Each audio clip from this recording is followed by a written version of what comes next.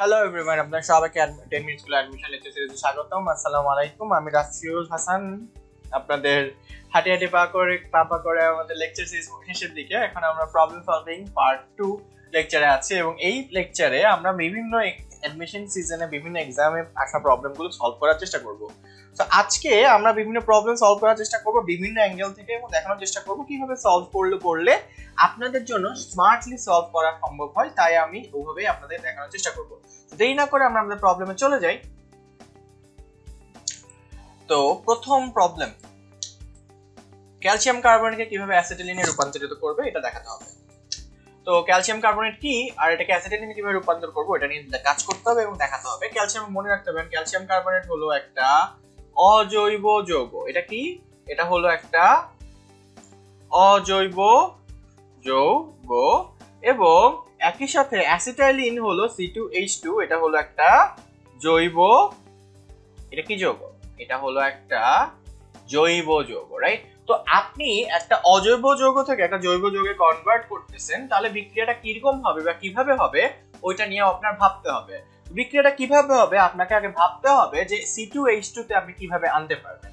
আমি এখন আপনাদেরকে বিভিন্ন ওয়েতে রিঅ্যাকশন সলভ করার উপায়টা দেখাতে যাচ্ছি, যাতে আপনারা বুঝতে পারেন বিভিন্ন ওয়েতে আমি বিক্রিয়াগুলো কিভাবে সলভ করে থাকি। এবার আসি C2H2, আমরা আসবো ক্যালসিয়াম কার্বনেট থেকে।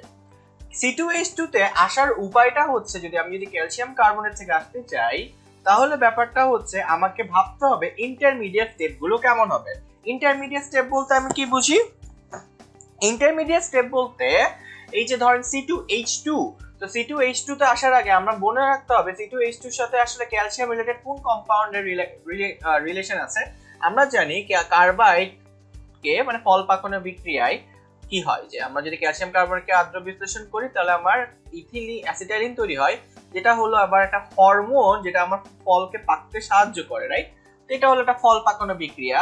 এবং ক্যালসিয়াম কার্বাইডে যদি আসতে হয় তাহলে আমরা অবশ্যই ক্যালসিয়াম অক্সাইডে আসতে হবে এবং ক্যালসিয়াম অক্সাইডকে আসার জন্য আমার ক্যালসিয়াম কার্বনেটকে তাপ দিতে হবে এবং ক্যালসিয়াম অক্সাইডে ক্যালসিয়াম কার্বনেট আসার জন্য আমাকে এখানে কার্বনের সাপ্লাই দিতে হবে। এবার পুরো সলিউশনটা আমি একটা সিকোয়েন্সিয়াল ওয়েতে দেখানোর চেষ্টা করব। কিভাবে দেখাবো? প্রথম বিষয়, আমরা ক্যালসিয়াম কার্বনেটকে প্রথমে তাপীয় বিয়োজন করব। অনেক তাপ, কি তাপটা কত? 4000 ডিগ্রি সেলসিয়াস। এই তাপে আমরা ক্যালসিয়াম অক্সাইড আর কার্বন ডাই অক্সাইডের প্রোডাকশন করব, রাইট? তো এখন কথা হচ্ছে কার্বন ডাই অক্সাইডে চলে গেলে চলে যায়, এটাতে আমার মাথা ব্যথা নাই, কিন্তু এখন কথা হচ্ছে আমরা যে ক্যালসিয়াম অক্সাইডটা পাইছি সেটা আমরা পেয়ে গেছি, রাইট?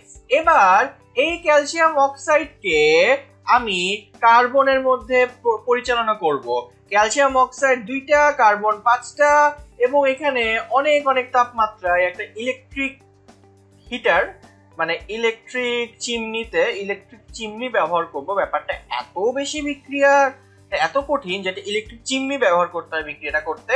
এবং ওখান থেকে আমার 2 ক্যালসিয়াম কার্বাইড এবং আবারও কার্বন ডাই অক্সাইড উৎপন্ন হবে, কিন্তু আমার ডিজায়ার যৌগ হচ্ছে ক্যালসিয়াম কার্বাইড। এই ক্যালসিয়াম কার্বাইডকে আমি এখন কি করব? এই ক্যালসিয়াম কার্বাইডকে এখন আমরা জানি ফল পাকানোর বিক্রিয়াতে কি ঘটে, এই ক্যালসিয়াম কার্বাইডটা আমার অ্যাসিটাইলিনে রূপান্তরিত হয়, রাইট? এই অ্যাসিটাইলিনটাই হলো এই বিক্রিয়াটা অনেক বেশি গুরুত্বপূর্ণ, কারণ এই বিক্রিয়াটা একই সাথে হলো আমার ফল পাকানোর বিক্রিয়া। কি বিক্রিয়া? এই বিক্রিয়া হলো আমার ফল পাকানোর বিক্রিয়া। তাহলে আমি এই সিদ্ধান্তে উপনীত হতে পারি যে আমার প্রশ্ন অনেকভাবেই আসতে হবে। এবং বুয়েটে 15-16 সালে 15-16 অ্যাডমিশন সিজনে ফল পাকানোর বিক্রিয়া দিতেছিল, তার মানে তাদের আগেকার সময় একটা প্রবলেমকে একটু মডিফাই করে একটা ছোট্ট খণ্ড নিয়েও তারা প্রশ্ন করতে পারে।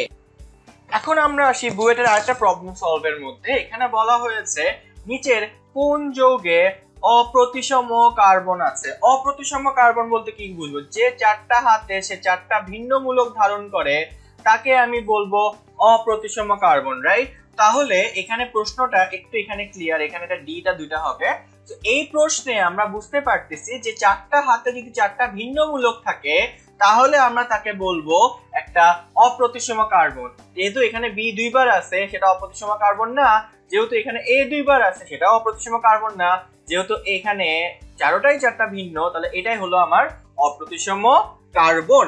এবং এই কার্বনটার আরেকটা নাম আছে, আমাদের লেকচারে নিশ্চয়ই বলেছি, হ্যাঁ এটা হলো আমার একটা কাইরাল কার্বন। এরপর আসতেছে নিচের কোনটি সর্বাধিক স্থিতিশীল কার্বোক্যাটায়ন। এখন আমরা জানি যে বেশি রিঅ্যাক্টিভ সে সবচেয়ে কম স্টেবল, রাইট? মানে তাদের একটা বিপরীতাত্মক সম্পর্ক আছে, রাইট? তার মানে যে বেশি সক্রিয় সে কিন্তু তত, যে বেশি সক্রিয় সে কিন্তু কম স্থিতিশীল, রাইট? আর যে কম সক্রিয় সে বেশি স্থিতিশীল। আর কে বেশি সক্রিয়, মানে যে বিক্রিয়া করতে চাইবে, যে নিজে একটা স্টেবল অবস্থায় সে বিক্রিয়া করতে চাইবে না। আর কথা হচ্ছে যেখানে চার্জ, এখানে যদি চার্জের পরিমাণটা বেশি হয় কার্বোক্যাটায়নে, তাহলে সে বেশি রিঅ্যাক্টিভ হবে, মানে সে কম স্টেবল হবে। কিন্তু চার্জের পরিমাণটা কমে গেলে সেটার স্টেবিলিটি বেড়ে যাবে। এখানে দেখেন, এখানে মাত্র দুই জায়গা থেকে তার আসতেছে, এখানে এক জায়গা থেকে আসতেছে, কিন্তু এখানে তিন দিক থেকে মিথাইল। এবং আমরা জানি মিথাইল মূলকের আমার কি থাকে, আবেশ আছে, রাইট? ইন্ডাকটিভ এফেক্ট আছে, রাইট? এই ইন্ডাকটিভ এফেক্টের কারণে সে ঠেলে দেয়, ইলেকট্রন মেঘকে ঠেলে দেয়, যার ফলে হচ্ছে এখানে পজিটিভিটির পরিমাণ সবচাইতে কম, তাই আনসার হবে এইটা। এরপরে যদি প্রশ্ন করা হয় নিচের কোন যৌগে sp3 সংকরিত কার্বন পরমাণু নেই। sp3 মানে যেখানে কোনো প্রকার সিঙ্গেল ডাবল বন্ড নাই। খেয়াল করে দেখি, সরি, যেখানে sp3 সংকরণ কার্বন পরমাণু নেই মানে যদি কোথাও যদি কোনো সিঙ্গেল বন্ড থাকে, সেখানে কি, সেখানে মানে একটা কোথাও কোনো প্রকার সিঙ্গেল বন্ড থাকা মানে কি, কোথাও কোনো প্রকার সিঙ্গেল বন্ড থাকা মানে হলো সেখানের মধ্যে sp3 সংকরায়ন আছে। কোথাও কোনো সিঙ্গেল বন্ড থাকার মানে কি, সেখানে sp3 সংকরায়ন আছে। তাহলে এখানে ডাবল বন্ড আছে, এখানেও ডাবল বন্ড আছে, এখানেও ডাবল বন্ড আছে, কিন্তু এখানের মধ্যে কোনো প্রকার ডাবল বন্ড নাই। তার মানে এখানে সবগুলো sp3, রাইট? কিন্তু এখানে প্রশ্ন বলা হয়েছে নাই, তার মানে এখানে প্রত্যেকটা পরমাণুই আলাদা ডাবল বা ট্রিপল বন্ডে ইনভলভ। এখানে কিন্তু এটা sp3 দেখতেছি, এখানের মধ্যে আবার এখানে এটার sp3 আছে, আবার আমরা এখানে দেখতে পাচ্ছি এখানে এটার sp3 আছে, কিন্তু এটার ক্ষেত্রে কোনো sp3 নাই। তার মানে এখানে সবগুলোই কোনো কার্বন কোনো ভাবে দ্বিবন্ধনে যুক্ত আছে, তাই এটাই হবে আনসার। এখন আমাদের সলভ করার বিষয় হচ্ছে যে এখানে আমাদের কোনো সমাণু নয়। সো সমাণু মানে কি, যার মলিকুলার ফর্মুলা সেম বাট কিন্তু স্ট্রাকচারাল ফর্মুলা ডিফারেন্ট। তার মানে তাদের সমাণু শর্ত কি, সমাণু শর্ত হচ্ছে সেম মলিকুলার ফর্মুলা, রাইট? যেহেতু তাদের মলিকুলার ফর্মুলা সেম হইতে হবে, তাহলে বিষয়টা কি, তাদের আণবিক সংকেতটা একই হতে হবে। তাহলে আমরা বুঝতে পারতেছি যাতে আণবিক সংকেত একই না, এখানে দেখতে পাচ্ছি একটা অক্সিজেন ঢুকে গেছে, তাহলে এদের সবাই হচ্ছে হাইড্রোকার্বন। এটাও একটা হাইড্রোকার্বন, এটাও একটা হাইড্রোকার্বন, এটাও একটা হাইড্রোকার্বন, বাট এটা একটা হাইড্রোকার্বন নয়, তাই আনসার হবে এইটা। সো এখন এরপরে আমরা চলে আসি পরের প্রশ্নে। পরের প্রশ্নে বলা হয়েছে স্থূল সংকেত C3H6। একটু খেয়াল করি, স্থূল সংকেত C3H6 নিয়ে A ও B দুটি যৌগ রয়েছে। যৌগ A ব্রোমিনের সাথে দ্রুত বিক্রিয়া করে একটি বর্ণহীন উৎপাদ উৎপন্ন করে, কিন্তু যৌগ B করে না। A ও B এর গঠন দুটি কি কি? আমার প্রশ্নটা আপনারা হয়তো বুঝতে পারছেন। স্থূল সংকেত C3H6 নিয়ে A ও B দুটি যৌগ রয়েছে। যৌগ A ব্রোমিনের সাথে দ্রুত বিক্রিয়া করে একটি বর্ণহীন উৎপাদ উৎপন্ন করছে। এখন প্রশ্নটা আবার যেহেতু পড়ছেন তাহলে খেয়াল করেন, স্থূল সংকেত মানে হচ্ছে তার জেনারেল একটা ফর্মুলা, কিন্তু এখন বলা হয়েছে ব্রোমিনের সাথে দ্রুত বিক্রিয়া করে। ব্রোমিনের সাথে কারা দ্রুত বিক্রিয়া করে? আমরা জানি ব্রোমিনের সাথে কেবল দ্রুত বিক্রিয়া করে কারা, যারা অসম্পৃক্ত যৌগ, রাইট? কারণ আমরা জানি এটা হলো আমার অসম্পৃক্ততার পরীক্ষার সাথে সম্পর্কিত। কিসের সাথে সম্পর্কিত? অসম্পৃক্ততার পরীক্ষার সাথে সম্পর্কিত। তাহলে এটা কেবল আমার অসম্পৃক্ততার পরীক্ষার সাথে রিলেটেড। তাহলে আমরা বলতে পারতেছি এই বিক্রিয়াতে একটা যৌগ হবে, এ হবে আনস্যাচুরেটেড, কিন্তু বি হবে স্যাচুরেটেড। কিন্তু এরকম একটা সাধারণ সংকেত নিয়েও সে স্যাচুরেটেড কেমনে হবে, মানে তার যেটা তার থেকে একটু কম কেমনে হবে।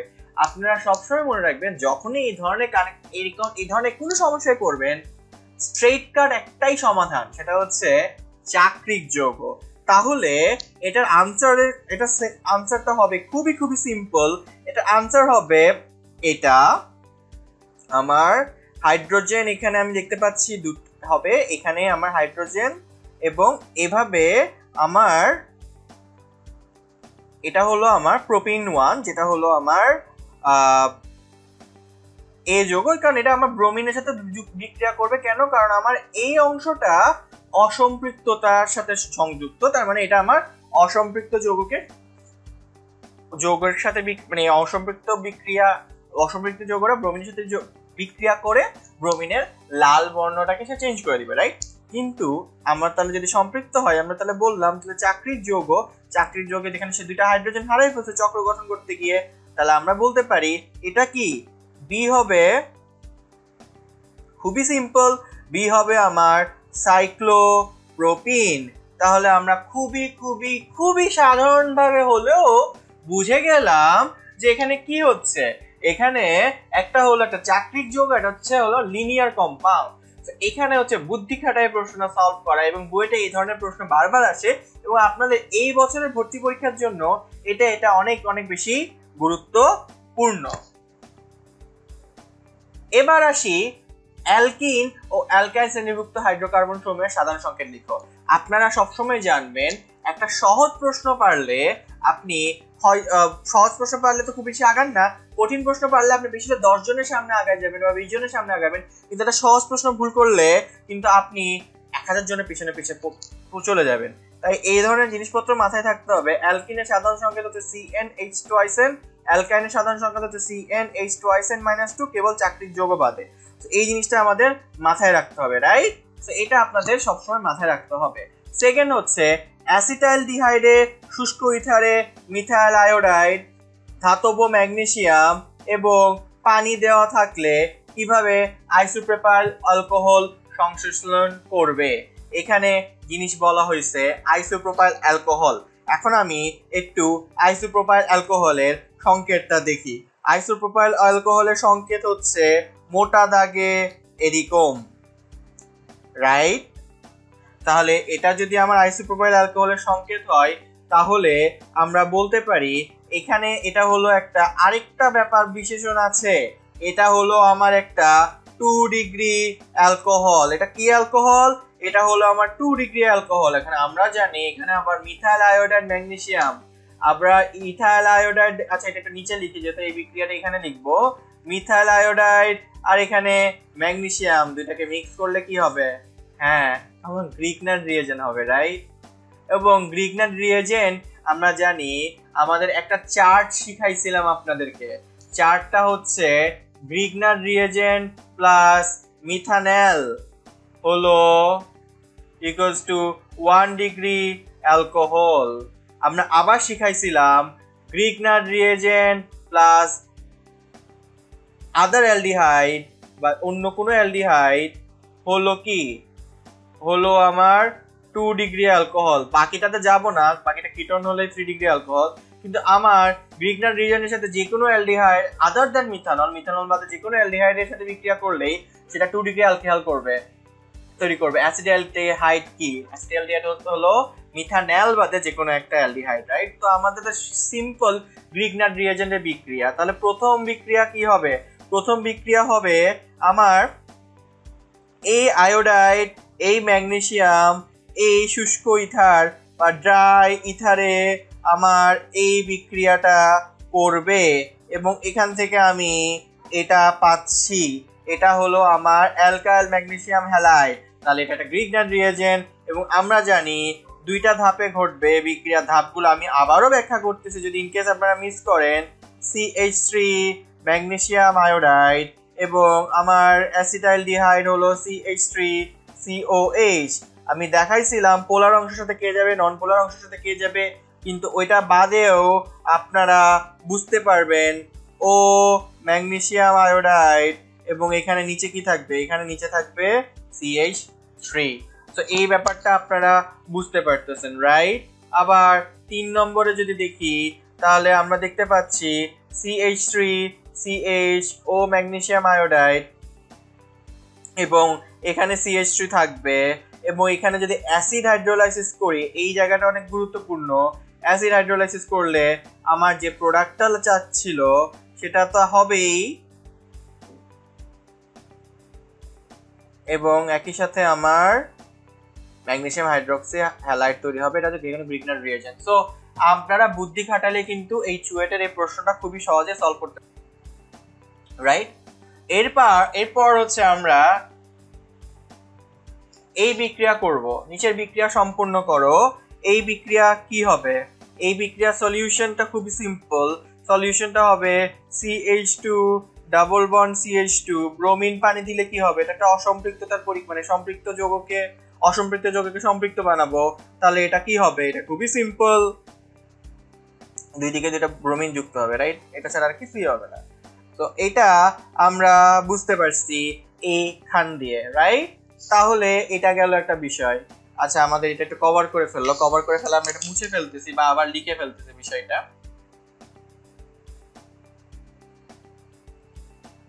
আমি মাঝখানে এটা ছোট্ট করে লিখি, ছোট করে লিখতে অভ্যাস হয়ে গেলে আপনাদের বইটা ছোট জায়গায় লেখার অভ্যাসটা হয়ে যাবে, রাইট? তো আচ্ছা, একটু এখানে একটু খেয়াল করি। একটু CH2 ডাবল বন্ড CH2 বিক্রিয়া করলে, ব্রোমিনের সাথে বিক্রিয়া করলে, ব্রোমিন পানি বিক্রিয়া করলে কি হবে? Just bromine CH2 bromine. So খুবই সিম্পল। এরপরে প্রশ্নটা নিয়ে একটু চিন্তা ভাবনা করি। ওজোনীকরণ বিক্রিয়া কিরকম হবে, কিভাবে হবে একটু চিন্তা করি। দেখেন এখানে ওজোনীকরণ বিক্রিয়ার ক্ষেত্রে কি ঘটবে, রাইট? একটু চিন্তা করেন কি কি ঘটতে পারে। আমার ওজোনীকরণ বিক্রিয়াতে এই ক্ষেত্রে কি ঘটবে? খুবই সিম্পল।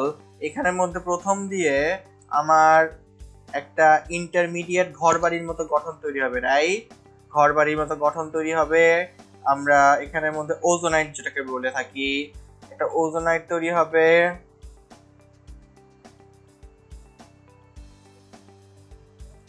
এবং এটাকে যদি H2O এবং জিঙ্ক সাথে করি, এখান থেকে আমার আলাদা হয়ে যাবে যৌগটা। আপনাদের দেখাইছিলাম কিভাবে বিপরীত ধর্মী জিনিস দিয়ে করতে হয়। CH3CO CH3 HCHO। এটাই হলো আমার মোটামুটি ভাবে এই বিক্রিয়ার এই অংশটা। তো সমাধানটা খুব সহজে হয়ে গেল আপনাদের, রাইট? এরপর এই বিক্রিয়া, এটা হলো একটা ডিগ্রেডেশন বিক্রিয়া। আমরা জানি হফম্যান ডিগ্রেডেশন, রাইট? তো হফম্যান ডিগ্রেডেশন বিক্রিয়া তো খুবই সহজ। আমরা লিখবো CH3CO NH2 plus bromine plus sodium hydroxide. বিক্রিয়াতে কি হবে? একটা কার্বনিল মূলক চলে যাবে, উধাও হয়ে যাবে ঠাস করে, এবং CH3NH2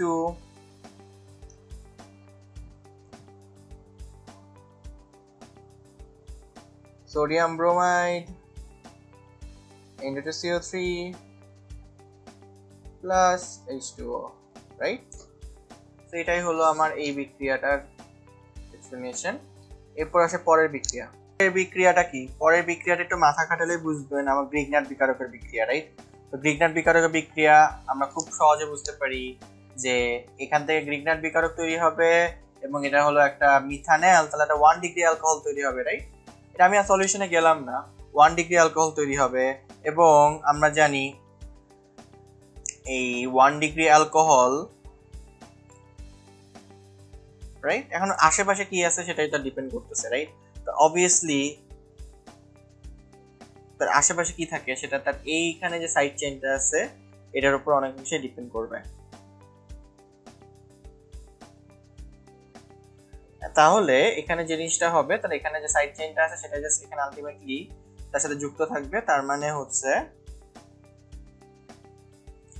আমার, সরি এই জায়গাটা বাদ, একটু ভুল করে ফেলছি।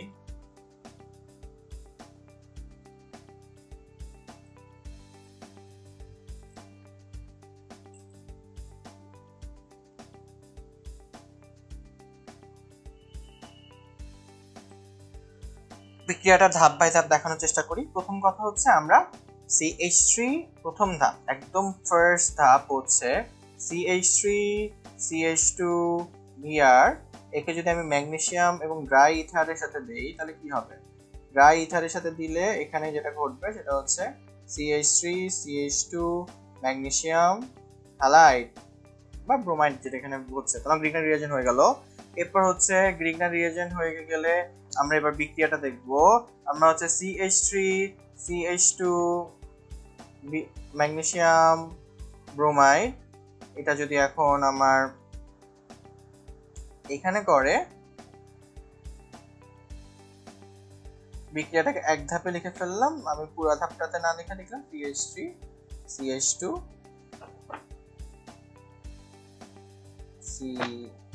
CH2OH। মানে ব্যাপারটা হচ্ছে আমাদের ব্যাপার যেটা হচ্ছে সেটা হচ্ছে এখান থেকে খুব গুরুত্বপূর্ণ বিষয় যেটা হচ্ছে সেটা হচ্ছে আমাদের এখানে বুঝতে হবে যে এখানে আসলে এটা আসছে আমার আসলে এই মিথানলের কার্বন, আর বাকিটা আসছে ওই বাকি আমার যে গ্রিগনার বিকারক ব্যবহার করতে থাকে। সো আপনারা নিজেরাই আগে গ্রিগনার বিকারকে আলটিমেটলি জিনিসটা করতে গেলে বের করতে পারবেন। তো মোট বিষয়টা হচ্ছে আমার এখানে আসলে গ্রিগনার রিয়েজেন্টটা চিনতে পারা, এবং এখানে এটা মিথানল হলে ওই যে আগে যে মেইন সূত্র দিয়েছিলাম 1 ডিগ্রি অ্যালকোহল হলে তৈরি করার জন্য লাগে মিথানল, যে কোনো অ্যালডিহাইড হলে লাগবে 2 ডিগ্রি অ্যালকোহল, আর 3 ডিগ্রি অ্যালকোহলের জন্য লাগবে কিটোন। এই ধরনের প্রশ্ন আমরা প্রায় সময় বুয়েট ভর্তি পরীক্ষা দেওয়া হয়ে থাকে। আর প্রশ্ন হলো পিভিসি কি, চুনাপাথর থেকে কিভাবে এটি তৈরি করা যায়। তো প্রশ্নটা অনেক ইন্টারেস্টিং। পিভিসি হলো পলিভিনাইল ক্লোরাইড, এটার ফুল ফর্ম হলো পলিভিনাইল এবং ক্লোরাইড। সো এখান থেকে আসলে কিভাবে কি তৈরি করা যায়। তো পলিভিনাইল ক্লোরাইড যদি একটু খেয়াল করে দেখেন CH2CHCl, এবং এটা হলো আমার পলিভিনাইল ক্লোরাইড, এবং এখান থেকে আসলে আমরা কিভাবে এটা চুনাপাথর থেকে কিভাবে এটা তৈরি করা যায় বিক্রিয়া সমূহ উল্লেখ করতে হচ্ছে। তো চুনাপাথর হচ্ছে ক্যালসিয়াম কার্বনেট, ওখান থেকে আমার এখানে যেতে হবে, তার মানে আমার কিছু তাকে প্রতিস্থাপন করতে হবে, তারপর পলিমারকরণ বিক্রিয়া করতে হবে। তো এটা খুবই সিম্পল। তা আবার একইভাবে এটা একটা অজৈব যৌগ থেকে জৈব যৌগ যাওয়ার একটা মাত্র বিক্রিয়া, ফল পাকানোর বিক্রিয়া, সেটা হচ্ছে আমাদের কমন বিক্রিয়া, যেটা আমরা অনেক জায়গায় কাজে লাগাই, এবং এই বিক্রিয়াটা বুয়েটের অনেক বেশি পছন্দ, ঘুরে ফিরে এটা দেয়। সো এবার আমরা দেখি যে ক্যালসিয়াম কার্বনেটকে যদি আমি তাপ দেই, তাপ দিলে কি আসে? ক্যালসিয়াম অক্সাইড আর কার্বন ডাই অক্সাইড, রাইট? আচ্ছা, এটা হচ্ছে আমাদের প্রথম ধাপ। সেকেন্ড ধাপ কি? সেকেন্ড ধাপ হচ্ছে আমার ক্যালসিয়াম অক্সাইডটা যখন কার্বনের সাথে বিক্রিয়া করবে 200 ডিগ্রি সেলসিয়াস তাপমাত্রায়, তখন আমার কিন্তু ক্যালসিয়াম কার্বাইড তৈরি হবে এবং অক্সিজেন তৈরি হবে, রাইট? সো এটা হলো আমার সেকেন্ড ধাপ। এবার আমার সেম ওল্ড ফল পাকানো বিক্রিয়া যদি দেই, ফল পাকানো বিক্রিয়া যেটা হচ্ছে আমার ক্যালসিয়াম কার্বনেটকে আদ্র বিশ্লেষণ করলেই, একটু ক্লিয়ারলি লিখি, আমার হাতে লেখা যথেষ্ট খারাপ, C2H2 আর ক্যালসিয়াম হাইড্রোক্সাইড, এবং একই সাথে আমরা যদি এর পরের অংশটা করতে চাই যে C2H2 কে যদি আমি একটা HCl এর সাথে বিক্রিয়া দিই, তাহলে এখানে মধ্যে আমার বিক্রিয়াটা হবে CH2 ডাবল বন্ড CHCl, এবং আলটিমেটলি আমার যেটা হবে পলিমারকরণ বিক্রিয়ার মধ্যে গেলে CH2 ডাবল বন্ড CHCl, একটা মনোমার থেকে অনেকগুলো মনোমার থেকে একটা পলিমার তৈরি করা, বিশাল বড় পলিমার তৈরি করা, যেটা সিম্পল CHCl, একটা বিশাল পলিমার। এটা হলো আমার এই বিক্রিয়ার নাম হচ্ছে পলিমারাইজেশন, রাইট? পলিমারাইজেশন বিক্রিয়া। তো আমরা এটা পলিমারাইজেশন বিক্রিয়ার মাধ্যমেই করতেছি। ফার্স্টলি বুয়েটের সবচেয়ে ফেভারিট রিঅ্যাকশন কি? এটা। সো ঘুরে ফিরে আমি এখন পর্যন্ত 4টা ভর্তি পরীক্ষায় দেখালাম বুয়েট এখান থেকে প্রশ্ন আসে। এখন আমরা বুয়েটের সেই বিখ্যাত বিক্রিয়া ইউজ করে একটা ম্যাথ করার চেষ্টা করব। বুয়েটের সেই বিখ্যাত বিক্রিয়াটা কি? বুয়েটের সেই বিখ্যাত বিক্রিয়া হচ্ছে কেমন ক্যালসিয়াম কার্বাইডের সাথে যে বিক্রিয়া, রাইট? তো বিক্রিয়ার এই বিখ্যাত বিক্রিয়াতে দেখতে পাচ্ছি যে আমার ফল পাকানো বিক্রিয়াতে এটা হচ্ছে, কিন্তু বিক্রিয়া অনুসারে বলা হয়েছে যে উপরের বিক্রিয়াগুলোর মাধ্যমে ক্যালসিয়াম কার্বাইড থেকে পলিইথিলিন তৈরি করা যায়। 80 কেজি ক্যালসিয়াম কার্বাইড থেকে প্রস্তুত পলিইথিলিনের পরিমাণ নির্ণয় করো।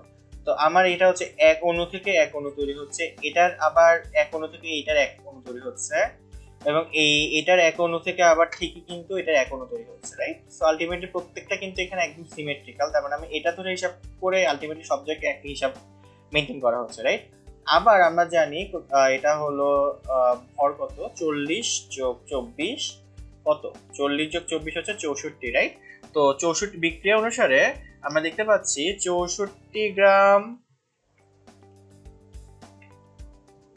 ক্যালসিয়াম কার্বাইড থেকে আমার পলিইথিলিন কত তৈরি হয়, রাইট? এটা একটু খেয়াল করতে হবে।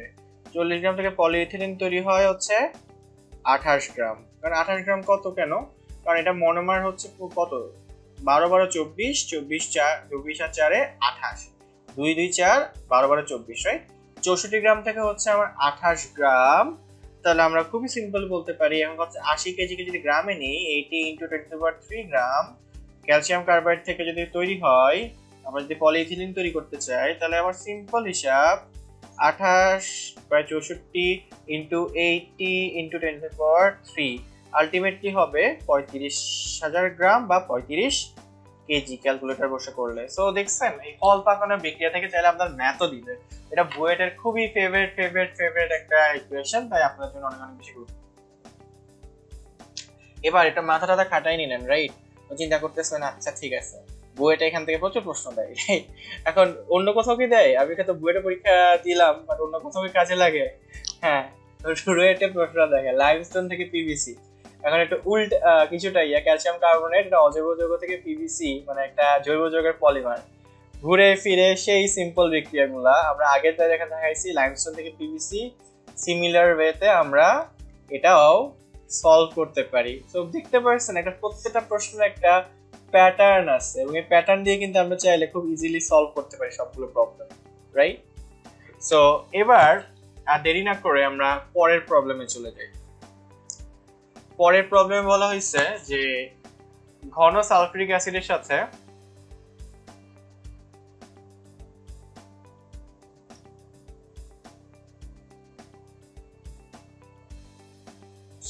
একটু প্রশ্নটা ভুল হয়ে গেছিল, ভুল প্রশ্ন দিয়ে দিয়েছিলাম। যে ঘন সালফিউরিক অ্যাসিডের সাথে 2,3 ডাইমিথাইল 2 অল বিক্রিয়া একটি সমাণু যৌগ উৎপন্ন করে, যার আণবিক সংখ্যা C6H12। এটা কি এটা অ্যালকিন, রাইট? তাহলে অবভিয়াসলি মানে এটা অ্যালকোহলকে কখন অ্যালকিন হয়, না নিরোধন প্রক্রিয়া, রাইট? তো উৎপন্ন বিক্রিয়ায় উৎপন্ন মধ্যবর্তী কার্বনিয়াম আয়নের গাঠনিক সংকেত লেখার চেষ্টা করো। কারণ কথা হচ্ছে, আমাকে বলা হয়ে গেছে যে এখানে C6H12, রাইট? ওখান থেকে যে বলা হয়েছে আমার আলটিমেটলি আমার অ্যালকোহলটা কি, অ্যালকোহলটা বলা হয়েছে যে 2,3, আমি যদি লেখার চেষ্টা করি 2,3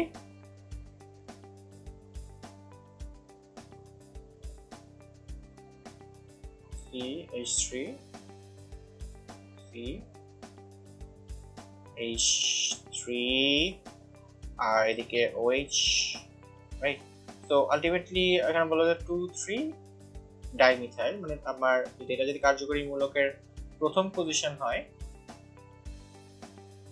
তাহলে আমার তার 2 নম্বর কার্বনে একটা মিথাইল থাকবে, এবং এখানে তার 3 নম্বর কার্বন একটা ব্যাপার থাকবে। সো এই বিষয়টা আসলে কিভাবে নিরোধন থেকে হয়েছে ওই জিনিসটা একটু মাথায় রাখতে হবে। সো আমার এটাকে নিরোধন করলে এটা হয়। সো আলটিমেটলি এখান থেকে আমার পানি যাবে, পানি কোনখান থেকে যাবে সেটা হচ্ছে সবচেয়ে গুরুত্বপূর্ণ বিষয় আমার এই কার্বনিয়ামটা বের করার জন্য। তাহলে আমরা যদি একটু চিন্তা করলে কি হয়, চিন্তা করলে আমার এখানে একটা অল্টারনেটিভ হয়, এবং আরেকটা অল্টারনেটিভ হয় হচ্ছে এটা। আমি ব্যাখ্যা করতেছি কি জন্য কোনটা কিরকম।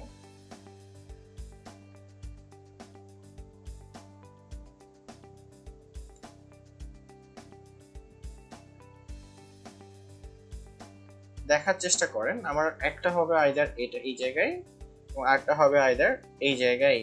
কারণ কথা হচ্ছে, আমাকে বলা হয়েছে যে প্রথমটার ক্ষেত্রে হচ্ছে 2,3 ডাইমিথাইল, তো আমি অবশ্যই তার 2 নম্বর কার্বনে এবং 3 নম্বর কার্বনের পজিশনে আমার মিথাইল মূলক আছে অ্যালকোহলের কার্যকরী মূলক অবস্থান অনুসারে। তাহলে এখন আমরা যদি চিন্তা করি, তাহলে আমার আসলে কার্যকরী মূলকের অবস্থানটা আসলে কিভাবে হতে পারে। এখানে তার হাইড্রোজেন প্রতিস্থাপনটা তার হাইড্রোজেন প্রতিস্থাপনটা হবে, রাইট? তো এখান থেকে আসলে ধরেন আমি যদি এটাকে ধরেও নিই যে আমার মেইন অ্যালকোহলটা কেমন ছিল, মেইন অ্যালকোহলটা হয়তো আপনার একটা ছিল এরকম, আমি মানে এত কাহিনী না করে আপনার মেইন অ্যালকোহলটা লিখি। তাহলে আপনার সলিউশনের দিকে না গিয়ে আপনাকে আগে প্রবলেমটা বোঝানোর চেষ্টা করি। এখানে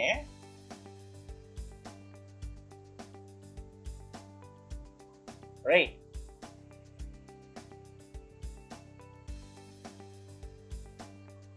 এবং এখানে আমার সমাণু তৈরি করে অ্যালকোহল তৈরি করছে, রাইট। সমাণু তাদের তৈরি করার পসিবিলিটি কখন থাকে? হাইড্রোজেন ডাবল বন্ডের অবস্থান কোন দিকে থাকবে তার উপর নির্ভর করে, রাইট। তা আমার আলটিমেটলি 2,3 ডাইমেথাইল বিউটান 2 অল, আমার অবভিয়াসলি 2 পজিশনে আমার অলটা আছে, তাহলে আমার অবভিয়াসলি বুঝতে হবে এটাই ছিল তার মূল সংকেত, রাইট। তাহলে আইদার তাহলে তার ডাবল বন্ড হবে 1 নম্বর পজিশনে, হয়তো হবে এই পজিশনে। তাহলে অবভিয়াসলি তার আইদার এই জায়গায় হয়েছে, মানে আমার প্রথম জায়গায় তার হাইড্রোজেন অপসারণ হয়ে কার্বনিয়াম গ্রহণ করছে, অথবা এখানে গিয়ে তার হয়েছে। তো এটাই হচ্ছে যেহেতু আমার মানে আমার অবভিয়াসলি ফাংশনাল গ্রুপটা নিয়ে আমার চিন্তা করতেই হচ্ছে না। তো এই জায়গাটা হচ্ছে আমার এই বিক্রিয়াটা একটু কঠিন ধরনের সলিউশন, তবু আপনাদের জন্য গুরুত্বপূর্ণ বিষয়টা দেখানোর চেষ্টা করেছি, এবং মাঝে মাঝে এই ধরনের ট্রিকি কোয়েশ্চেন বইতে দিয়ে দেওয়া হয়ে থাকে।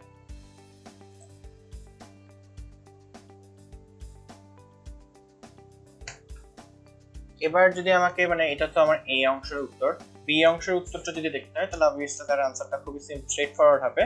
তার আইদার এখন আমি দেখতে পাচ্ছি তার ডাবল বন্ডের অবস্থান অনুসারে, তাহলে অবভিয়াসলি তার ডাবল বন্ড এখানে হতে পারে, মানে আমার সরি ডাবল বন্ড মানে আমার যেখানে মধ্যে এটা মাঝখানে হতে পারে, অথবা হতে পারে এখানে প্রথম অবস্থা, রাইট। একদম যদি প্রথম অবস্থা দিয়ে চিন্তা করি তাহলে আমার তাহলে ডাবল বন্ড এখানে যেহেতু হচ্ছে, তাহলে এখানে আমাদের CH2 ডাবল বন্ড সি, এবং আবার আলটিমেটলি যে CH3 আছে হাইড্রোক্সিলটা চলে গেল পানি উৎপন্ন করবে, এবং আলটিমেটলি আমার যেটা তৈরি করবে CH এবং CH3 এবং CH3, এটা হলো আমার একটা। এবং অবভিয়াসলি আমরা দেখতে পাচ্ছি যে এইখানে তাদের ডাবল বন্ডটা হয়েছে, তার মানে এখান থেকে তারা অপসারণ করছে। তাহলে সেকেন্ড এটার জন্য হচ্ছে এটা, আর সেকেন্ডলি এটার জন্য আমি একটা ক্রিসক্রস করে দেখাইছি যদি বোঝার সুবিধা হয়। সেটা হচ্ছে এইখানের জন্য হচ্ছে আমার এইটা অপরিবর্তিত থাকবে, এবং আলটিমেটলি যেটা ঘটবে সেটা হচ্ছে এইখানের এই CH3টা তো আছেই, আমাদের মাঝখানে ডাবল বন্ড হবে এবং হাইড্রোক্সিল চলে গেলে পানি উৎপন্ন করবে, এবং এখান থেকে CH3 এবং এখানে CH3 উৎপন্ন করবে। এটাই হলো আমার আলটিমেটলি এই বিক্রিয়ার সমাধান। সেটা হচ্ছে আমাদের হচ্ছে তাদের অপসারণটা কিভাবে ঘটছে, কোথায় আসলে অপসারণ কয় ধাপে ঘটে। আমাদের আসলে যে আমরা যখন এলিমিনেশন রিঅ্যাকশন অপসারণ বিক্রিয়া পড়িয়েছি আমাদের লেকচারে, ওইটা একটু ফলো করলে ভালো মতো করলেই হবে। তো আমরা অনেকগুলো প্রবলেম দেখলাম, এখন একটু সহজ প্রবলেম দিকে যাবো, কি যেতে পারি, তবে দেখা যাক কতটুকু সহজ হয়। টলুইনকে সরাসরি ব্রোমিনেশন বা ফিডেলক্রাফট অ্যালকাইলেশন করে কেন মেটা ব্রোমোটোলিন তৈরি করা যায় না? মানে প্রশ্নটা খুবই সিম্পল আর স্ট্রেট ফরওয়ার্ড। টলুইনকে সরাসরি ব্রোমিনেশন বা ব্রোমোবেনজিনকে ফিডেলক্রাফট অ্যালকাইলেশন করে কেন মেটা ব্রোমোটোলিন করা যায়। এখন এটা সমাধান আসলে কোন জায়গায়, যে আমরা জানি রেজোন্যান্সের দরুন টলুইনের অর্থ প্যারাবস্থান ইলেকট্রনের ঘনত্ব বেশি হবে।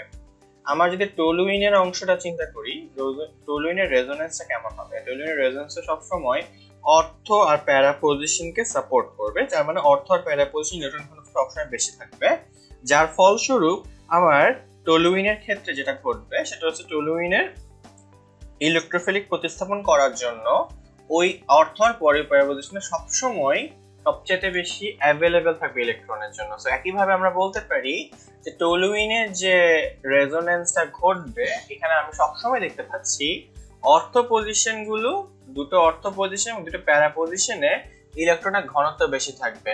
তাই এই সমস্ত পজিশনগুলো ইলেকট্রোফিলিক অ্যাটাকের জন্য অনেক বেশি উপযুক্ত। এই সমস্ত পজিশনগুলো ইলেকট্রোফিলিক অ্যাটাকের জন্য উপযুক্ত, এবং এই সমস্ত পজিশনগুলো ইলেকট্রোফিলিক অ্যাটাকের জন্য উপযুক্ত বিধায় আমার এখানে মেটা পজিশনে তাদের প্রতিস্থাপন ঘটবে না, যার ফলে মেটা ব্রোমোটোলিন তৈরি করা যাবে না। তো এখন পরের স্লাইডে দেখি যে ক্ষারীয় দ্রবণে যদি আমি বেনজালডিহাইডের সাথে পারম্যাঙ্গানেট আয়নের জারণ করি। কারণ কথা হচ্ছে বেনজালডিহাইডটা কি এটা একটু আগে বুঝতে হবে। বেনজালডিহাইডের সংকেতটা হচ্ছে আমার খোলামেলা ভাবে এটা হলো আমার বেনজালডিহাইড, রাইট? এটা হচ্ছে আমার বেনজালডিহাইড। একে আমার জারণ করতে হবে। আমরা তো জানি বেনজালডিহাইডকে যদি আমি জাইমান অক্সিজেন দ্বারা জারণ করি তখন আমার সবসময় বেনজোইক অ্যাসিড তৈরি হবে, রাইট? তো বেনজালডিহাইডকে যদি আমি এভাবে জারণ করতে পারি তাহলে আমার সবসময় ক্ষারীয় মাধ্যমে যদি করি তাহলে তাদের জারণটা হচ্ছে খুবই স্ট্রেট ফরওয়ার্ড। তার এই ক্ষেত্রে আমার এই বেনজোইক অ্যাসিডটা এইভাবে তৈরি হবে। তার মানে এটা যদি আমার বেনজালডিহাইড হয়, আমি এটাকে একটু ক্লিয়ারলি লেখার চেষ্টা করি। এটা যদি আমার বেনজালডিহাইড হয়, এটা যদি একটু সরি একটু আগেরটাতে চলে যাই। এটা যদি আমার বেনজালডিহাইড হয়, এটা হলো আমার বেনজোইক অ্যাসিড, রাইট? আমার জারণ হইলো। আমার অক্সিজেন যোগ করা মানেই হচ্ছে আমার জারণ। এটা আসলে কিভাবে ভাঙছে দেখানোর জন্য ব্যাপারটা হচ্ছে আমরা দেখি KMnO4 ওটার সাথে যদি আমার হাইড্রক্সিল মূলক, মানে এটা যেটা মানে ক্ষারীয় দ্রবণ, তাকে যদি আমি এভাবে তৈরি করি তাহলে এখানে আমার K2MnO4 H2O আর অক্সিজেন এইভাবে হচ্ছে আমার বিক্রিয়াটা ঘটবে।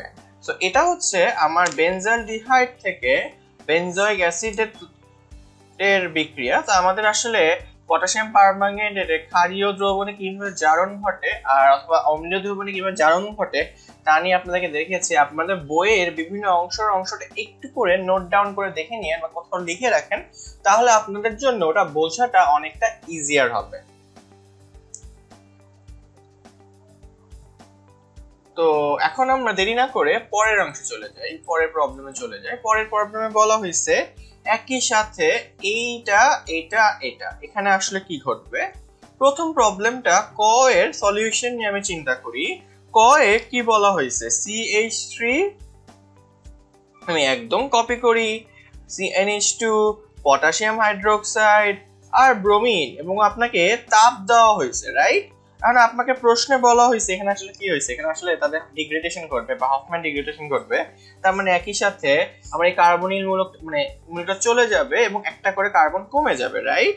একটা করে কার্বন কমে যাবে বিধায় এখানে CH3NH2 এবং 2 পটাশিয়াম ব্রোমাইড এবং K2CO3 আর আমার পানি উৎপন্ন হবে। এখান থেকে আমরা খুব সহজে বুঝতে পারি যে এখানে CH3NH2 পটাশিয়াম ব্রোমাইড K2CO3 আর H2 দুইটা পানি অণু তৈরি হবে এখান থেকে। So it's a very very easy solution. যে হফম্যান ডিগ্রেডেশন বিক্রিয়া যেহেতু অনেকবার আসে পরীক্ষায়, তাই আপনাদের জন্য এই বিক্রিয়াটা যে পরীক্ষার জন্য অনেক অনেক বেশি গুরুত্বপূর্ণ, সেটা আপনারা বিভিন্ন কোয়েশ্চেন ব্যাংক সলভ করতে গিয়ে বুঝে গেলেন। এরপরের অংশটা আসে যে আমার দ্বিতীয় CH3COOH NaCO3 এটার বিক্রিয়াটা কেমন হবে, রাইট? এটা হলো একটা অ্যাসিড, আমরা জৈব অ্যাসিডের বিক্রিয়াতে দেখেছি, রাইট? তাতে যে কোনো অ্যাসিডের মতো সে তার বিক্রিয়া দিবে এবং আমরা দেখতে পাবো যে তার সোডিয়াম বাইকার্বনেট এটার সাথে কিভাবে বিক্রিয়া দিবে। খুবই সিম্পল, এর লবণ তৈরি করবে, তারপর তার পানি তৈরি করবে, এবং আমরা যত জানি কার্বনেট বা বাইকার্বনের সময় তারা একটা কার্বন ডাই অক্সাইড উৎপন্ন করে, রাইট? তো এটাই হচ্ছে আমার মোটামুটি ভাবে এই বিক্রিয়ার সমাধান। এবং এভাবে হচ্ছে আমাদের প্রবলেমগুলো খুব সিম্পল প্রবলেমগুলো যেগুলো আমরা জৈব অ্যাসিড নিয়ে পড়াশোনা করেছি ওগুলো থেকেও আমরা খুব ইজিলি ব্যাপারটাকে সলভ করতে পারি, রাইট? এরপর আসছে আমার এই বিক্রিয়াটা। এখন আমার এখানে কি হবে, প্রথম বিক্রিয়াটা নিয়ে একটু চিন্তা করি, একটু ভাবি কি হতে পারে। এই CH3CONH2 এখানে P2O5, এখন P2O5 কি আমরা বারবার দেখছি, P2O5 হলো একটি নিরোধক বা এটা হলো একটা ডিহাইড্রেটিং এজেন্ট। এটা কি? এটা হলো একটা ডিহাইড্রেটিং এজেন্ট। ডিহাইড্রেটিং এজেন্টের কাজটা কি? ডিহাইড্রেটিং এজেন্টের কাজটা হচ্ছে পানি সরাই ফেলা, রাইট? তাহলে এখান থেকে যদি পানি সরে যায় তাহলে বিক্রিয়াটা কেমন হবে, ঠিক আছে? তাহলে এখানে অক্সিজেন আর দুইটা পানি চলে গেলে সায়ানেট রূপে থাকবে সেটা, তার মানে H2O চলে গেলে সেটা সায়ানেট আর পানি আকারেই থাকবে। সো আপনি এই ধরনের বিক্রিয়া বইতে পড়ুন না আপনি জাস্ট H2O বাদ দিলেই আপনি আপনার পরিচিত মূলকটা পেয়ে গেলেন, সায়ানেট আর H2O। এটা যেহেতু পুরানো বইয়ে বেশি গেছে বিক্রিয়াটা, অনেক সময় নতুন বইতে নাই, তবুও রুয়েটে এখান থেকে প্রশ্ন করেছিল, তাই মাঝে মাঝে পুরানো বইয়ের বিভিন্ন বিক্রিয়া দেখাটাও আমাদের জন্য গুরুত্বপূর্ণ। সেকেন্ডলি যে বিষয়টা আসে সেটা হচ্ছে আমার এই ক্ষেত্রে আবারও নিরোধক দেওয়া হয়েছে, কিন্তু নিরোধকটা হচ্ছে দুইটা অ্যাসিডের মধ্যকার নিরোধক। এখানে আমি একটু করে পাশাপাশি যদি লিখি, এখানে আসলে বিক্রিয়ার মধ্যে হিন্ট দেওয়া হয়েছে, আমি তাও বারবার বলতেছি এটা কিভাবে লিখে। সো HOCOCH3, তাহলে আমার যদি এখানের মধ্যে কি থাকে, পানি দেওয়ার জন্য আমরা এতটুকুই যথেষ্ট, রাইট? এবং CH3COCH3 মাঝখানে একটা অক্সিজেন বন্ড, এটা আর কি, এটা আর কিছুই না। আমি যদি এটা নিরোধক ব্যবহার করি, এটা আবারও একটা নিরোধক ব্যবহার করলে এখানের মধ্যে CH3CO2 অক্সিজেন এবং পানি উৎপন্ন হবে, রাইট? এখান থেকে আমি খুব সহজে বুঝতে পারি এটা হলো কি, এটা হলো একটা অ্যানহাইড্রাইড, রাইট? এটার আরেকটা নাম আছে, এটার নাম হচ্ছে আমার অ্যানহাইড্রাইড। সো আমরা এখান থেকেও খুব সহজে ব্যাপারটাকে বুঝতে পেরেছি। এরপর যদি আসে আমার 3 নাম্বার অংশটা যদি দেখি, দেখেন CHOH, CH2OH এবং CH2OH, এটা তো গ্লিসারিন, রাইট? গ্লিসারিনের নিরোধন করলে কি হবে, KHSO4, এটাও আর একটা নিরোধক। তো নিরোধক চিনতে পারাটাই গুরুত্বপূর্ণ। গ্লিসারিনকে নিরোধক করতে গেলে আমরা জাস্ট দেখতে পাবো যে এখানে কোন কোন জায়গা থেকে তার নিরোধন হয়েছে, এবং আলটিমেটলি পানি চলে গেলে এটাই উৎপন্ন হবে। তার মানে এটাও কিন্তু একটা নিরোধক। তার মানে এই তিনটা বিক্রিয়া হচ্ছে আমার আলটিমেটলি নিরোধক দিয়ে বের করতে বলছে যে আসলে আপনার নিরোধক কোনটা, মানে আপনার এখানের মধ্যে যে এজেন্টটা দেওয়া হয়েছে বা যে বিক্রিয়কটা দেওয়া হয়েছে ওইটা চিনতে পারছেন কিনা, ওইটাই হচ্ছে আপনার জন্য চ্যালেঞ্জ। এখন আমরা বুয়েটে 14-15 সালে কিছু সলভের দিকে মন দিব। তো প্রবলেমগুলো কিরকম প্রবলেম আমাদেরকে দেওয়া হয়, কিরকম প্রবলেম আমাদেরকে সলভ করতে হয়, সে বিষয়টা এখানে বুঝার ব্যাপার। সো এইখান থেকে আমাদের ব্যাপারটা বুঝতে গেলে, সো প্রবলেমের আগে আমাকে বুঝতে হবে, আদ্যপন্দ বুঝতে হবে আমার সলিউশনটা কোন জায়গায়, রাইট? সলিউশনটা আমাকে সলভ করতে গেলে কোন জায়গা থেকে ধরতে হবে, এটা হচ্ছে আমার প্রাথমিক কনসার্ন হওয়া উচিত। তো প্রাথমিক কনসার্নে যাওয়ার আগে আমরা প্রথম প্রবলেমকে সলভ করার চেষ্টা করি। এটা বুয়েটের আসা অন্যতম কঠিন একটা প্রবলেমের একটা। এখন আমার এখানে বলা হয়েছে যে এখান থেকে আমার আলটিমেটলি এটা আসলে এই লিনিয়ার ধরনের স্ট্রাকচার বা লুইস স্ট্রাকচারগুলো আপনারা দেখেন না, আপনাদের চোখে পড়ে না অতটা। এখানে একটা সাইক্লিক ব্যাপার ঘটছে, তার মানে এখানে আমাদের নিশ্চয়ই কোনো কিছু দেওয়া হয়েছে যে জিনিসটা আপনার এখানে তার মধ্যে ইলেকট্রোফিলিক প্রতিস্থাপন করছে, মানে এখানে তাকে প্রতিস্থাপন করে অ্যাডিশন ঘটছে, রাইট? তো এখানের মধ্যে আসলে কিভাবে ঘটতে পারে বিষয়টা, এই জিনিসটা হচ্ছে আমাদের বোঝার বিষয়, যেটা আসলে কয়ভাবে বা কিভাবে ঘটতে পারে এই বিষয়টা বোঝার জন্য। তো এখন আমাকে যদি বলি, আমার যদি CH2 মূলক যুক্ত হয়েছে ইলেকট্রোফিক্যালি, কিন্তু তার অবভিয়াসলি সেই ইলেকট্রোফাইল তার চার্জ পজিটিভ হবে, কিন্তু যেখানের মধ্যে যে ব্যাপারটা আছে সেটা হচ্ছে এটা চার্জটা হবে 2+, কারণ তার যোজনী দুইটা, রাইট? তাকে দুই দিক থেকে ধরতে পারে। তো এই স্পেশাল ইলেকট্রোফাইল নিয়ে আসলে আমাদের এইচএসসি সিলেবাসে সেভাবে আলাপ করা হয়নি, কিন্তু যেহেতু আপনাদের দিয়ে দিচ্ছে কিছু করার নেই, মাঝে মাঝে কঠিন কিছু টপিকও দেওয়া হয়ে থাকে। যেমন এখানে সেকেন্ডে যে প্রবলেমটা দিল, সেকেন্ডের প্রবলেমটা নিয়ে যদি আমরা একটু চিন্তা করি, দেখেন এখানে একটা ডাবল বন্ড, এখানে ডাবল বন্ড, এখানে ডাবল বন্ড, আমার আলটিমেটলি এখানে হচ্ছে আমার সামথিং তৈরি হচ্ছে, রাইট? এখন এই তৈরিটা আসলে কি প্রশ্ন হতে পারে, রাইট? তো এখন আমার এখানে যদি চিন্তা করি যে আমার কিভাবে হয়, সেটার একটা স্পেশাল বিক্রিয়া নাম আছে, এটা আমাদের সিলেবাসে নাই, পুরনো সিলেবাসে আছে। পুরনো সিলেবাসের মধ্যে থেকে টপিক, যদিও এটা আমাদের জন্য বুয়েট পরীক্ষায় মাঝে মাঝে পুরনো সিলেবাসে কিছু জিনিস দিতে পারে, তারা প্রশ্ন রিপিটেড ডিফারেন্ট প্যাটার্ন দিয়ে বা ঘুরিয়ে দিতে পছন্দ করে, তাই আপনাদের জন্য পড়ালাম। তো এটার নামটা হচ্ছে বার্চ রিডাকশন, রাইট? তো এইটাকে বলা হয় বার্চ রিডাকশন। এবার বার্চ রিয়াকশনটা আপনারা মনে রাখতে পারেন এই বিক্রিয়া দিয়ে, যেটাতে হচ্ছে একটা দ্বিবন্ধন কমে যায় এবং সোডিয়াম আর অ্যামোনিয়ার মিশ্রণ এবং একটা অ্যালকোহলিক দ্রবণে এই বিক্রিয়াটা করা হয়ে থাকে। তো এই বার্চ রিডাকশন যেখানে মধ্যে দুটো, মানে আমার আসলে এখানে হাইড্রোজেন যুক্ত হয়, বা রিডাকশন মানে হচ্ছে হাইড্রোজেন যুক্ত হওয়া, এই রিডাকশনটা হচ্ছে আমার বেনজিন থেকে একটা ডাবল বন্ড সরিয়ে নেওয়ার জন্য অনেক অনেক বেশি উপযুক্ত, কিন্তু এটা আমাদের সিলেবাসে নাই। তবুও আপনাদের যেহেতু কোয়েশ্চেন ব্যাংকে আছে, তাই এটা সলভ করার চেষ্টা করেছি। এই দুইটা প্রশ্ন হচ্ছে, মানে এতটুকু প্রশ্ন হচ্ছে আমাদের আউট অফ সিলেবাস, তবুও দেখানোর চেষ্টা করেছি যদিও আপনাদের ভর্তি পরীক্ষায় এসেছে। এরপর হচ্ছে সি নাম্বার প্রশ্নটা হচ্ছে বলা হয়েছে আমার এখানে আমার অ্যাসিটাইলিন দেওয়া হচ্ছে, অ্যাসিটাইলিন এখানে কটা দেওয়া হচ্ছে, এখানে দুটা দেওয়া হয়েছে এবং আমার বলা হয়েছে যে আলটিমেটলি যেটা তৈরি হয়েছে CH2 double bond CH CCl double bond CH2, right? এটা তৈরি হয়েছে। এখন এটা তৈরি হইলে আমার আলটিমেটলি কি হচ্ছে, এখানের মধ্যে আমার এখানে যোগ হয়েছে কিন্তু এখানে আমার কার্বন সংখ্যা বেড়ে গেছে, রাইট? তো আসলে কি করছে, আসলে ব্যাপারটা হচ্ছে এটা আসলে ডাইমার গঠন করে তাদের স্পেশালাইজ আপনার অ্যাডিশন হয়েছে, মার্কনি অফ অ্যাডিশন হয়েছে। তাই এখানের মধ্যে মার্কনি অফ অ্যাডিশন করার জন্য আসলে HCl দরকার, এটা বুঝতে পারছি। এটা দিয়ে হচ্ছে ডাইমারিক ভাবে মার্কনি অফ অ্যাডিশন করছে, এটা আপনাদের সিলেবাসের বাইরে।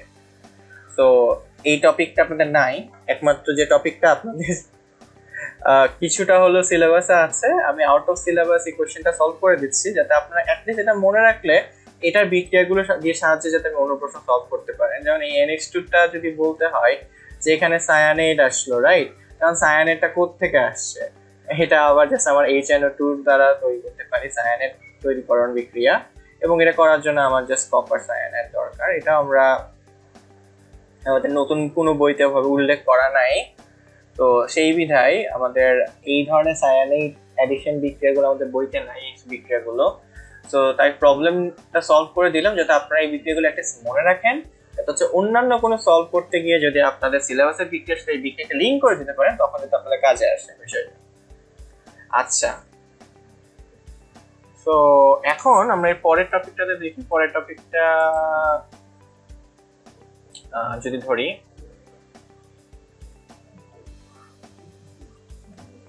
ধরি তাহলে হচ্ছে আমার HClO4 এর ক্লোরিনের জারণ সংখ্যা কত।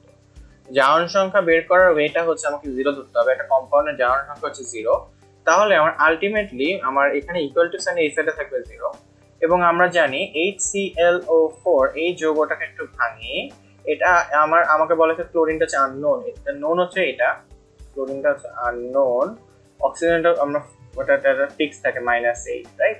তাহলে আমরা কি এটাকে ধরি x, তাহলে +1 + x - 8 = 0, তাহলে আমরা কি বেরতে পাচ্ছি, রাইট? আমরা দেখতে পাচ্ছি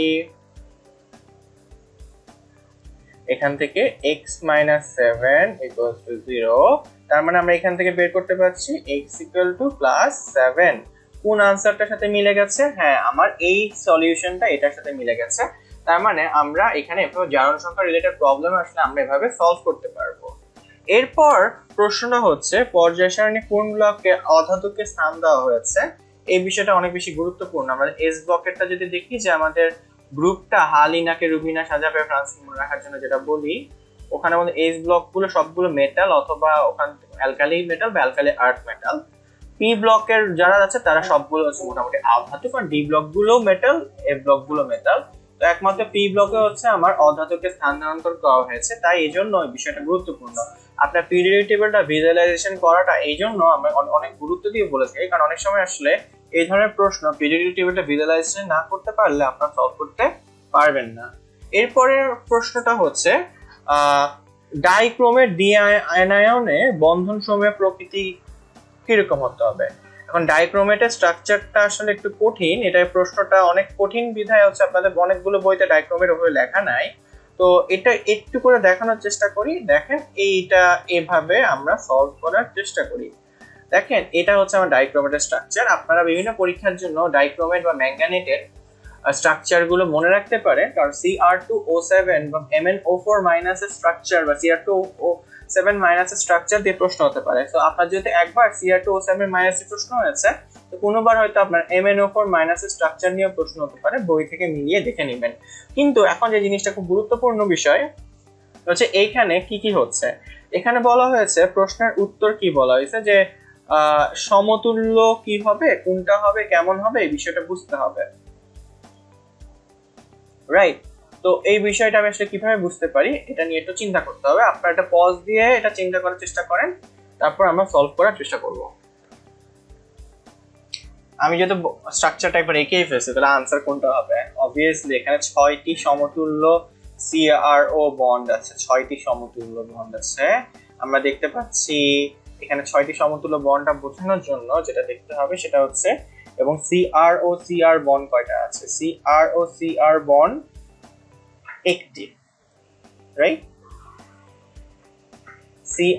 CR বন্ড হচ্ছে আমার একটি, এবং CRO বন্ড একটা, দুটো, তিনটি, চারটা, পাঁচটা, ছয়টা। তাহলে এখানে 1 2 3 4 5 6, এবং CrO4 বন্ডটাকে যদি নীল দিয়ে দেখানোর চেষ্টা করি তাহলে হচ্ছে, আমি যদি নীল দিয়ে দেখানোর চেষ্টা করি এখানে হচ্ছে কেবল একটা আছে, একটা। তাহলে আমার আনসার হচ্ছে CrO বন্ধন যেটা হচ্ছে এটা আছে কেবল একটা, আর আমার যে পুরোটা আছে 6টি সমতুল্য CrO বন্ধন ওইটা আছে এইভাবে। তো ব্যাপারটা হচ্ছে 6টা আমার এখানে 1 2 3 4 5 6 হিসেবে দেখাইছে। সো এই প্রশ্নটা আপনাদের জন্য গুরুত্বপূর্ণ বিধায় এটা এভাবে সলভ দেখানোর চেষ্টা করেছি।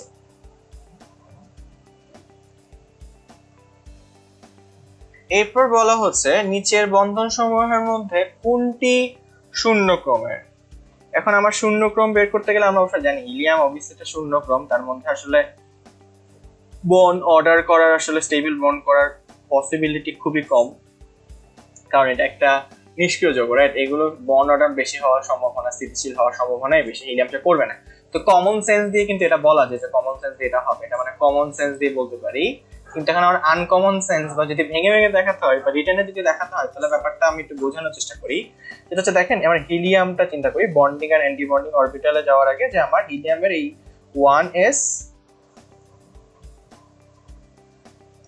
এর যে দুটো ইলেকট্রন আছে, আবার একই সাথে আমার এইখানে হিলিয়ামের 1s এর যে দুটো ইলেকট্রন আছে, এবং আমরা যদি এটাকে আমার দুটো সিগমার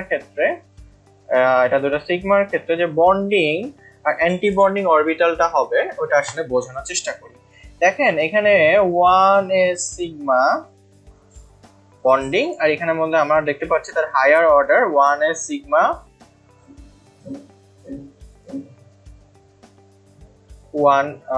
1s লেখাটা ক্লিয়ার করি, 1s sigma star anti bonding. So এখানের মধ্যে তাহলে বন্ডিং আর অ্যান্টি বন্ডিং আমরা তো জানি যে বন্ড অর্ডার হচ্ছে bond order equals to bonding electron minus anti bonding electron, মানে ডিভাইডেড বাই 2। তার মানে এখানে বন্ডিং ইলেকট্রন কয়টা আছে? বন্ডিং ইলেকট্রন আছে এখানে দুটো আছে, এখানে দুটো আছে, আর অ্যান্টি বন্ডিং ইলেকট্রন আছে দুটো। তাহলে আমরা 2 - 2/2 = 0। তাহলে একমাত্র শূন্য ক্রম হচ্ছে, আমি দেওয়ার পরে রিটার্নের জন্য হলো দেখাতে পারবো এভাবে শূন্য ক্রম হচ্ছে এটা। তো সংকরায়নের আকার আকৃতি ডিপেন্ড করে ভেসপার তত্ত্বের উপর, এবং তাদের লোন পেয়ার বন্ড পেয়ার ইলেকট্রনের হিসাবটি আমরা বের করতে পারি, রাইট? তো NH4+ এর সংকরায়ন কি? আমরা 12 B + M - C + A দিয়ে বের করতে পারি। তো এখানের মধ্যে তার ব্যালেন্স শেলে কয়টা ইলেকট্রন আছে, এবং এভাবে আমরা আলটিমেটলি হিসাব করলে কত আছে, রাইট? তো এখানের মধ্যে আমরা পুরাপুরি যদি করতে চাই তো ওটা বোঝার জন্য আমার যেটা দেখতে হবে সেটা হচ্ছে আমার এখানে সূত্রটাকে একটু ব্যাখ্যা করি। সেটা হচ্ছে V equals to আমার নাম্বার অফ ভ্যালেন্স